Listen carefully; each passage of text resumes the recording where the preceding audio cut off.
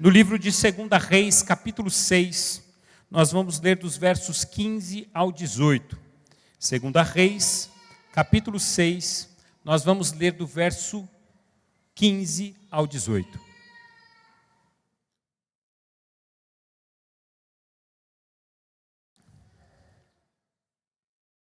Segunda Reis, capítulo 6, dos versos 15 ao 18. Está projetando aqui, Ronaldo? Ok. Diz assim: O servo do homem de Deus levantou-se bem cedo pela manhã e, quando saía, viu que uma tropa com cavalos e carros de guerra havia cercado a cidade.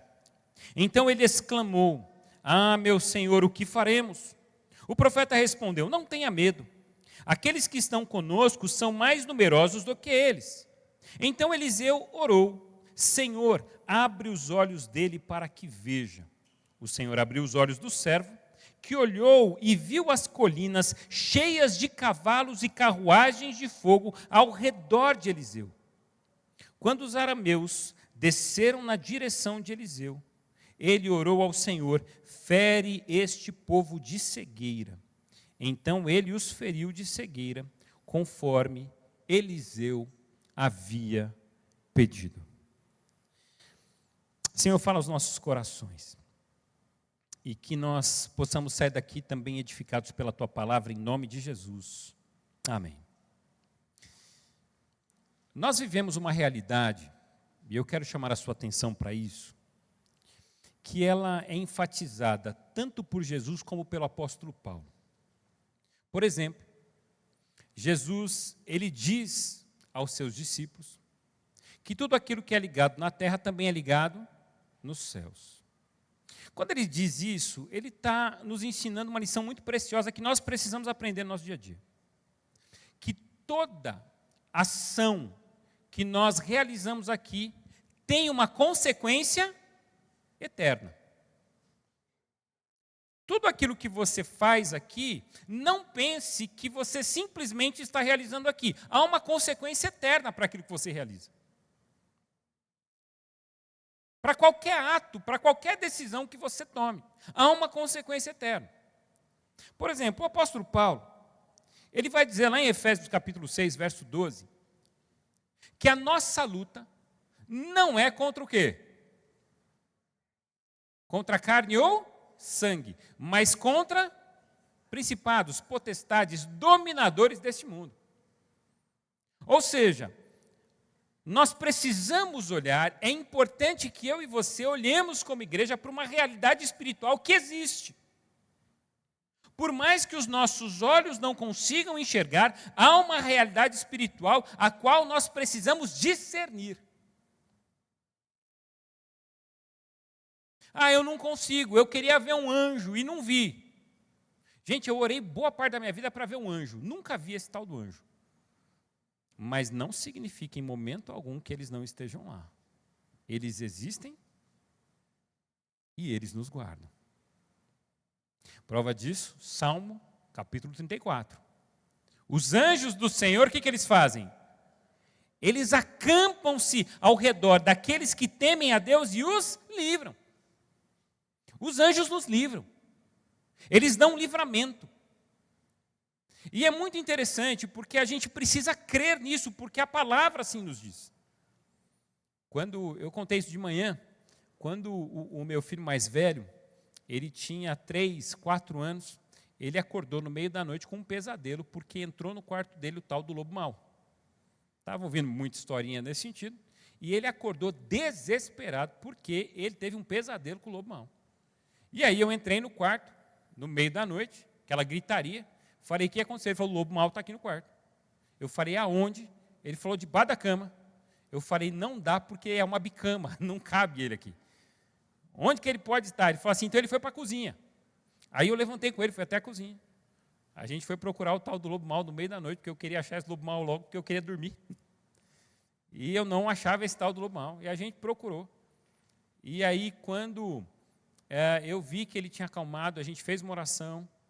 E eu fiz a seguinte oração com ele: Senhor, acampa os teus anjos ao redor da nossa casa e que ele descanse na certeza de que o Senhor está nos guardando. E essa virou uma oração rotineira na nossa vida. Todos os dias a gente orava e nós terminávamos a oração dizendo: Senhor, coloca os seus anjos acampados ao redor da nossa casa. E teve um dia que nós oramos, creio que eu estava muito cansado, e eu fiz a oração naquele dia e eu não falei essa frase. E aí, quando terminei a oração, ele falou assim: pai, você esqueceu de pedir para Deus colocar os anjos, agora a gente está perdido. Eu falei: não, os anjos do Senhor estão aqui, o Senhor já está nos guardando, porque os anjos do Senhor acampam-se ao redor, eles estão sempre ao nosso redor. Mas para trazer luz a essa ideia de que os anjos do Senhor estão presentes na nossa vida. São os anjos do Senhor que nos guardam e nos dão os livramentos. Talvez você já tenha experimentado um livramento na sua vida. Talvez você ande pela sua mente, vá vagando pela sua história, e você diga assim: nossa, então, em determinado momento da minha vida, Deus me trouxe um livramento. Olha, houve um dia na minha vida que Deus me livrou. Me lembro da história de um jovem que ele dizia de um acidente que o pai dele sofreu e o carro do pai ficou na ribanceira. O carro do pai ficou ali pendendo para cair na ribanceira e toda a família desesperada. E ele, uma criancinha pequenininha, ele dizia assim ao pai: pai, quem que é esse moço segurando nosso carro? E o pai dizia: não tem moço nenhum aqui. Ele falou assim: tem um moço segurando nosso carro. E eles falaram assim: filho, você está vendo mesmo? Ele falou: tem um moço segurando nosso carro. E ele falou para a gente ficar tranquilo. Aquele menino estava vendo, e era o único que estava vendo ali, um anjo do Senhor sustentando e segurando seu carro. E o anjo guardou, e o anjo os livrou, até que eles conseguiram sair do carro, e o carro não caiu. Experiências que a gente sabe, e as experiências que a gente não sabe. Quantos livramentos Deus já trouxe nas nossas vidas que a gente nem sabe. Um atraso, alguma circunstância que não aconteceu, uma enfermidade que veio sobre nós, e que trouxe sobre nós o livramento do Senhor. Ou seja, Deus está nos cercando o tempo todo com os seus anjos. Esse Deus que nos guarda, esse Deus que, de acordo com a Escritura, Ele coloca os seus anjos em ação, Ele coloca os seus anjos na defesa do seu povo, Ele coloca os seus anjos para levar as orações, como, por exemplo, João vê em Apocalipse, os anjos levando as orações dos santos até a presença de Deus. Essa realidade espiritual de que os anjos do Senhor realmente se acampam, eles estão presentes na nossa vida. Tem gente que tem dom e consegue ver. Eu nunca vi. Mas eu creio que estão. E são eles que nos guardam. Por que eu estou falando sobre isso? Porque a gente tem falado sobre a vida de Eliseu. E é mais um episódio da vida de Eliseu. Eliseu, um homem de oração, ele tem experiências lindas com Deus. E Eliseu começa a fazer orações porque o seu povo está cercado pelo exército inimigo. E o exército inimigo está tentando destruir o exército de Israel. Então Eliseu, ele ora. E quando Eliseu ora, Deus começa a mostrar para Eliseu todo o plano do exército inimigo para atacá-los. E aí Eliseu vai até o rei e diz: olha, rei, o exército inimigo vai vir por tal lugar, então se prepare. Quando se frustram os planos do exército inimigo, eles têm outro plano. E quando Eliseu está orando, Deus fala assim: olha, eles estão com outro plano, agora eles vão vir por tal lado, se prepare. E aí, de repente, o rei do exército inimigo começa a ficar angustiado, porque ele fala assim: tem alguém dedurando a gente, tem alguém contando os nossos planos, a nossa estratégia para destruí-los, tem alguém de dentro do nosso exército contando. E aí, alguém, por alguma razão, vai dizer ao rei: Senhor, eu acho que não tem nenhum X9 no nosso meio. Eu estou achando. Aliás, eu sei o que está acontecendo. Lá em Israel, eles têm um profeta. E esse profeta está recebendo de Deus a revelação sobre tudo aquilo que a gente está fazendo. Inclusive, esse Deus conhece cada pensamento que você tem. E todas as vezes que você tem um planejamento, esse Deus mostra para Eliseu e os nossos planos são frustrados. Então, vamos atrás do profeta. Vamos esquecer. Vamos atacar outro lugar. Vamos onde que o profeta mora, que a gente vai lá na cidade dele. E quando eles descobrem a cidade do profeta, eles vão então até a casa e eles cercam toda a cidade. E quando chega ao amanhecer, o moço sai da sua casa e quando ele olha para a circunstância, ele fica desesperado. Tem um exército inimigo na porta da sua cidade. E a sua cidade não está, pelo jeito, preparada para se defender. O servo entra em pânico. Senhor, tem um exército inimigo aí na nossa porta, o que a gente faz? E eu queria ver essa cena, eu queria ver. Porque assim, tem gente que tem paz nos momentos que não dá para explicar. Tem um exército, calma, está tudo bem. Você já viu gente assim? Está caindo o mundo, a pessoa, calma, está tudo bem. Você fala, não está caindo o mundo. Não, está tudo bem. Está tudo tranquilo, fique em paz. Acalma seu coração. Dá até raiva, né? De gente assim. Ela fala, calma seu coração. Você fala, não, mas tem um exército na nossa porta. E quando o menino conta para Eliseu, olha, tem um exército, Eliseu fala, calma, está tudo certo. E o rapaz fala, não está tudo certo, tem um exército na nossa porta. Ele fala assim, mais numerosos são aqueles que estão conosco do que aqueles que estão com eles. Porque a verdade de Deus para as nossas vidas é exatamente essa. Mais são aqueles que estão conosco do que aqueles que estão contra nós. Aliás, Paulo expressou isso dizendo, se Deus é por nós, quem será contra nós?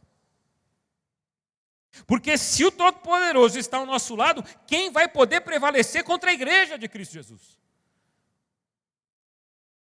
Jesus vai dizer que as portas do inferno não prevalecerão contra a igreja. Nós cantamos aqui hoje. Por quê? Porque a igreja é forte? Não, porque o Senhor da igreja é o Todo-Poderoso. E às vezes a gente não tem essa expectativa de que mais são aqueles que estão conosco do que aqueles que estão contra nós. Às vezes a gente se desespera porque tem alguém contra nós, mas a gente não percebe quem está ao nosso lado. Quem viveu essa realidade foi Elias. Elias enfrentou os profetas. No total, eram mais de 800 profetas. Mais de 800.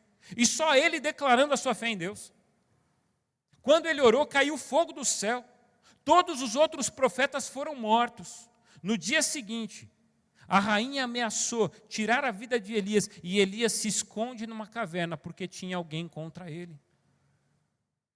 Por um momento ele se esqueceu de que aquele que estava com ele era muito maior. E você há de convir comigo que há momentos na vida que a gente se esquece de que aquele que está conosco é muito maior. A gente tende a se desesperar. A gente tende a questionar.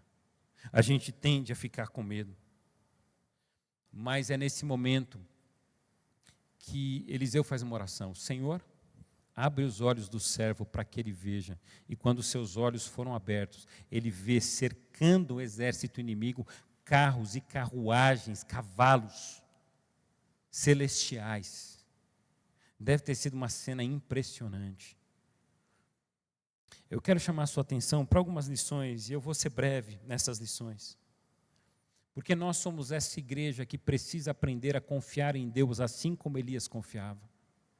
Nós somos esse povo que precisa colocar a sua confiança em Deus, assim como Elias confiava nesse Deus. Elias confiava em Deus e ele depositava a sua esperança, ele pautava toda a sua vida na proteção divina. Elias não tinha um exército o protegendo, Elias não tinha treinamento de guerra, mas Elias tinha uma coisa que era muito maior que tudo isso: a fé. A fé no Deus que protege.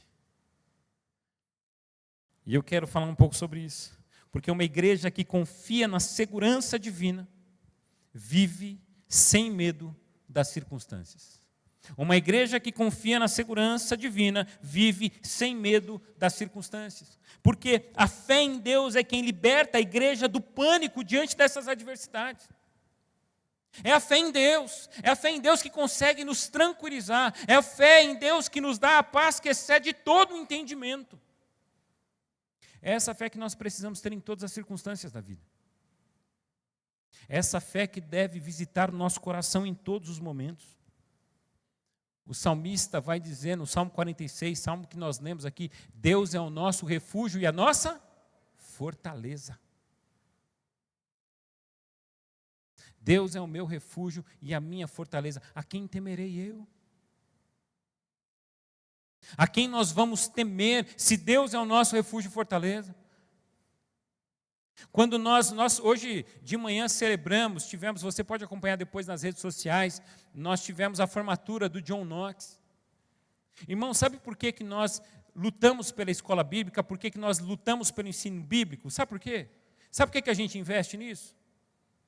Porque a gente acredita que a palavra de Deus, ela nos traz o conhecimento necessário para que a gente possa viver profundamente as suas verdades, para que a gente possa armar, para que a gente possa dar ferramentas ao povo de Deus, para que o povo de Deus enfrente qualquer situação com fé. Errais não conhecendo as Escrituras e nem o poder de Deus, porque quem não conhece as Escrituras não conhece o poder de Deus. Agora, quem conhece as Escrituras sabe do que Deus é capaz. Não é verdade? Deixa eu perguntar uma coisa para você. Deus é capaz de multiplicar o alimento? Sim ou não? Deus é capaz de multiplicar o seu sustento? Sim ou não? Deus é capaz de curar alguém que está enfermo na UTI hoje? Sim ou não? Deus é capaz de dar vida a alguém que o médico já trouxe um diagnóstico de morte? Sim ou não? Esse é o nosso Deus. Sabe por que a gente sabe disso? Porque nós conhecemos as Escrituras. E as Escrituras nos falam do poder desse Deus. E uma igreja que confia na segurança desse Deus, que conhece a palavra, ela vive sem medo das circunstâncias adversas. Martinho Lutero, em meio à perseguição, ele escreve um hino que nós cantamos até hoje, que diz, Castelo forte é o nosso Deus, refúgio. Ele é a nossa boa proteção, Ele é aquele que nos guarda. O Salmo, o capítulo 121, o salmista vai dizer que eu elevo os meus olhos para os montes, de onde me virá o socorro? O meu socorro vem do Senhor que fez os céus e a terra. Ele é o guarda de Israel e o guarda de Israel não dorme. Meu irmão, você dorme? Tem um pessoal que fala assim, eu durmo pouco, só cochilo. Deixa eu dizer uma coisa para você, Deus, aquele que guarda a sua casa, nem cochilar, ele cochila. A Bíblia diz que o guarda de Israel não dorme. E a Bíblia diz que o Deus que não dorme nos dá enquanto nós dormimos. Que coisa maravilhosa. Esse é o nosso Deus. Esse é o nosso Deus, o Deus que cuida, o Deus que prepara os caminhos. Eu não sei para onde eu vou, mas Deus já sabe. Ele já preparou o seu caminho, porque Ele é quem te guarda. É essa a ideia. Quando essas circunstâncias acontecem, Eliseu fala, calma, está tudo bem. Porque nós temos o guarda de Israel ao nosso lado. Durante a Segunda Guerra, havia uma mulher chamada Corrie ten Boom. Não sei se eu estou falando exatamente certo o nome dela. Essa mulher, ela era uma holandesa, que ela refugiou na sua casa vários judeus. Então ela colocava judeus dentro do seu armário, ela colocava no seu armário atrás do armário tinha uma porta secreta que você tinha um ambiente, que ali você conseguia colocar algumas pessoas, ali na parte de baixo do mesmo armário, você conseguia colocar algumas pessoas deitadas, tinha um fundo falso. E essa mulher dedicou a sua vida para salvar judeus, famílias de judeus. E no seu livro, O Refúgio Secreto, ela conta que centenas de judeus passaram pela casa dela. Alguns ficaram por um tempo, outros só de passagem, porque estavam fugindo. Mas ela conta no seu livro que em alguns momentos Deus enviou anjos para proteger o seu esconderijo. Quando as pessoas delatavam ela, diziam, ali naquela casa tem uma mulher que guarda, tem uma mulher que esconde judeus. De repente, pessoas vinham na sua casa e não achavam esses judeus. Porque os anjos do Senhor guardavam e protegiam. Quantas histórias nós conhecemos? Quantas pessoas receberam livramento? Porque uma igreja que confia na segurança divina, ela não teme, pelo contrário, ela é uma igreja corajosa. Ela caminha, ela avança. Mas, em segundo lugar, uma igreja que confia na segurança divina, ela ora com ousadia. E tem duas orações que ele faz. São duas orações preciosas, porque Eliseu era um homem de oração. Eliseu, ele tem uma revelação divina porque ele orava, porque ele colocava a sua vida diante de Deus. A gente precisa experimentar, por mais momentos, por mais tempos, o poder da oração nas nossas próprias vidas. A gente precisa colocar mais oração no nosso dia a dia. A gente precisa crer e experimentar mais Deus através da oração. Elias orou em primeiro lugar para que se abrisse os olhos do seu servo. E quando ele olha, aquele servo fica impressionado com aquilo que Elias já estava vendo. Carros, carruagens, cavalos de fogo. Gente, aquilo é impressionante. Há um exército celestial que talvez eu e você, a gente nem precise ver, mas a gente sabe que está lá. Amém, igreja? Deus está nos protegendo, nos guardando. Mas aí ele faz uma segunda oração. Porque, ok, tem um exército celestial que cerca, mas a pergunta é, e agora? O que a gente faz? E aí Elias faz uma segunda oração, para que o exército inimigo seja cegado. E Deus cega o exército inimigo. E fica todo mundo cego ali. Assim, aquele exército inimigo, eles não conseguem enxergar mais o que a vista apresenta. Mas eles passam a enxergar uma outra coisa naquele momento. Você já pensou nisso? Ficou todo mundo cego, tudo bem, eles não enxergam mais o que está à frente, mas o que eles passam a enxergar a partir de agora? Alguém se habilita? Eu estou vendo, vai. O poder de Deus. Eles não enxergam mais nada, só uma coisa, o poder de Deus sobre a vida deles. Quem é esse que nos cegou? Quem é esse que de repente, diante de uma palavra, ele cega todo um exército? E aí Eliseu fala assim, faz o seguinte, está tudo bem, eu vou levar vocês para um lugar, pode me seguir. E o exército vai seguindo. A hora que eles chegam nesse lugar, Eliseu traz o exército inimigo à frente do rei de Israel. O rei de Israel, a hora que vê esse exército, fala assim, o que a gente faz com eles? Vamos matar todo mundo? Eliseu fala, não vamos matar ninguém. Eu só vou pedir uma coisa, rei, alimenta esse povo e manda eles embora para a casa deles de volta. Porque eles já viram o que eles vieram ver aqui, o poder de Deus. E aí eles voltam a enxergar e voltam para suas casas.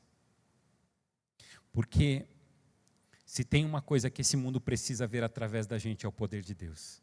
Se tem uma coisa que nós conseguimos enxergar apenas através das nossas orações, é um mundo espiritual, o qual os nossos olhos não estão habilitados a ver sem oração. Só quem tem uma vida de oração consegue ver esses anjos que cercam o povo de Deus. Só quem tem uma vida de oração consegue discernir o que Deus está realizando. Portanto, uma igreja que confia na segurança divina, ora com ousadia. E para terminar, uma igreja que confia na segurança divina, avança no cumprimento da sua missão. Porque a proteção de Deus não é apenas para nos preservar, mas para nos capacitar e avançar. Foi Charles Spurgeon que disse, enquanto estivermos na vontade de Deus, nós somos imortais. Porque nós estamos vivendo a vida dele. A igreja primitiva, mesmo quando ela foi perseguida, ela continuou pregando o evangelho, porque Deus nos chama para realizar a nossa missão, e a nossa missão é pregar o evangelho a toda criatura. É fazer com aquele que está cego, ele veja aquilo que os olhos humanos não podem mostrar.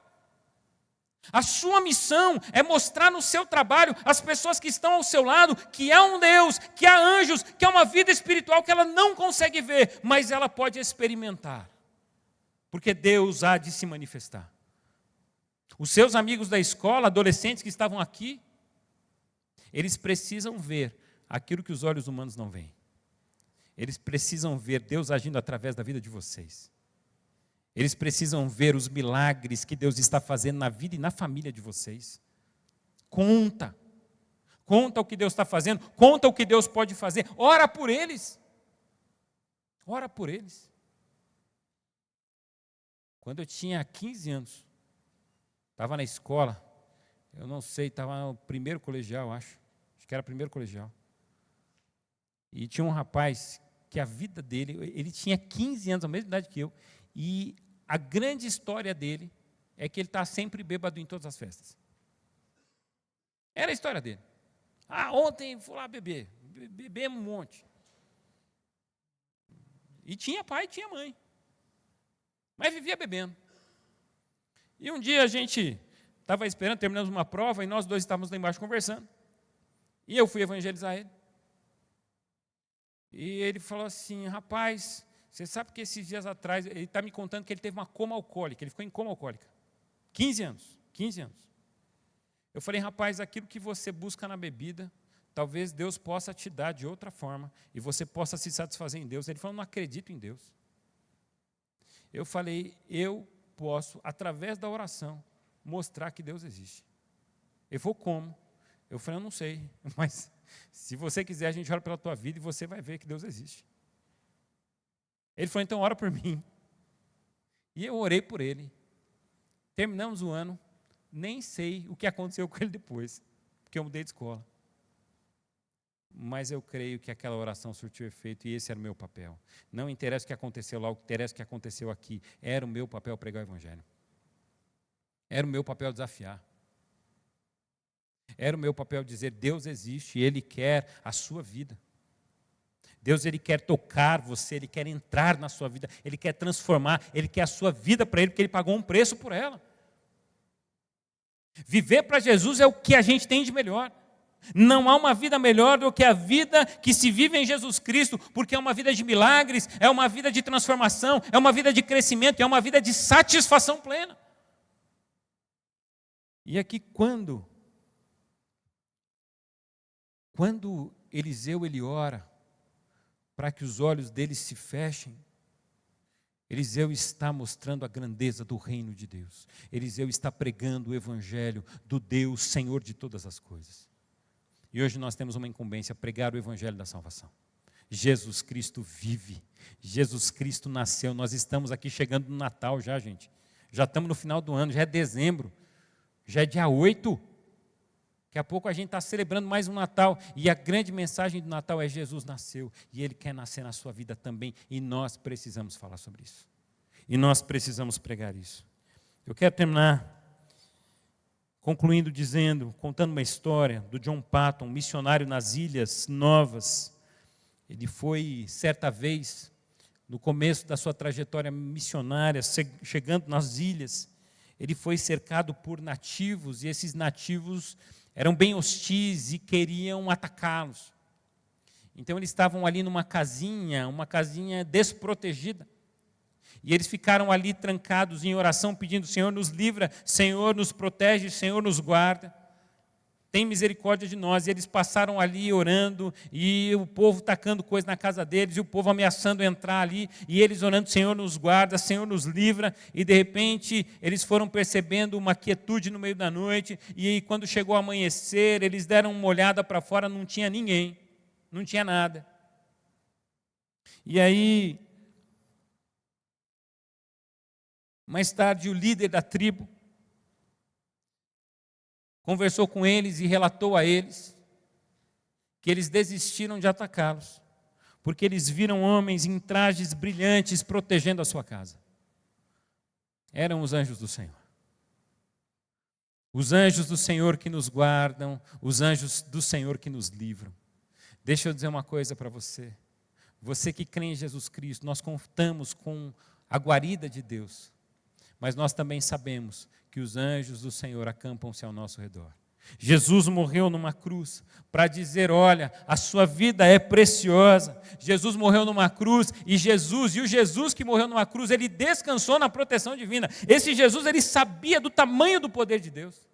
No Getsemane, ele vai orar dizendo assim, olha, ele vai declarar para os seus discípulos, não poderia eu rogar ao meu Pai e ele me enviaria mais 12 legiões de anjos? Se Jesus quisesse ter descido da cruz, ele descia. Mas Jesus sabia, ele contava com a proteção divina, mas ele também sabia que maior do que a proteção divina era o seu propósito. O seu propósito era salvar. E ele morreu na cruz, para que nós não precisássemos morrer na cruz também. Ele morreu na cruz para que nele tivéssemos vida e também o descanso da sua proteção. Feche os seus olhos, vamos orar.